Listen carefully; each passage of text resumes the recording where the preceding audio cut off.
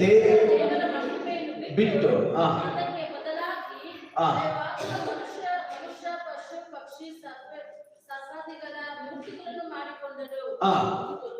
ಆದ ಕಾರಣ ಅವರ ಮನಸ್ಸು ವಾಸಗಳಂತೆ ನಡೆದು ತಮ್ಮ ದೇಹವನ್ನು ಮಾಡಿಕೊಳ್ಳಲಿ ಎಂದು ದೇವರು ಅವರನ್ನು ಒಳಸಾದ ನಡತೆಗೆ ಒಪ್ಪಿಸಿದನು. ఈ వాక్య ನನಗೆ బహಳ ಭಯ ಆಗುತ್ತೆ. ఈ వాక్యము చాలా భయమైతుంది. ಒಂದು ವೇಳೆ ನಾವು ಅಹಂಕಾರ ಪಟ್ಟು ಹೋದ್ರೆ ಪರವಾಗಿಲ್ಲ, ಬೈಬಲ್ ಹೇಳಿದ್ರೆ ದೇವರೇ ಒಪ್ಪಿಸಿಬಿಡ್ತಾನಂತೆ.